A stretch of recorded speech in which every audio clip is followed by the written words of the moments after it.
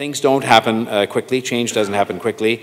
And I want to see us taken together with the priorities I just mentioned, building transit, building housing, attracting jobs and investment, and keeping the finances in good order, including modest only tax increases. I want Toronto to be a safe, clean, and prosperous city for us, but also for the generations ahead of us. Yes, Sue-Ann. Violence non-stop, shootings. We have issues with refugees coming in. We have nowhere to place them. You don't have your $45 million.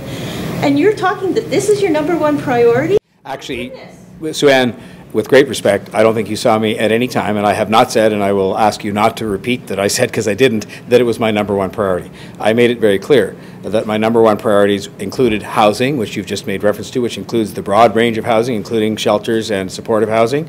I made it very clear that among the list of priorities on which I sought and received a strong mandate on re-election was transit, was jobs and investment in the city, and was keeping taxes low when it came to the rate of the tax increase.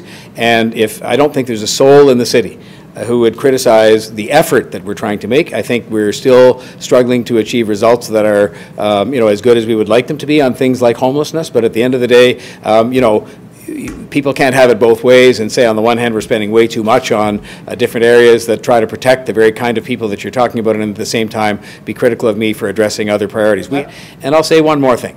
I certainly do not think, as I have read, that the solution rests in cutting back on these programs or eliminating them or just saying to people, too bad for you. I don't believe that. I never will believe that. And so when we increase these things, it's because we need to do so, not as a permanent solution or as a permanent measure, but as something that we can do to make sure people are looked after when they're struggling, with a view to then increasing the supply of affordable and supportive housing in the long term. And I make no apologies for what we do to protect people in the meantime, unlike those who would just let them stay on the street.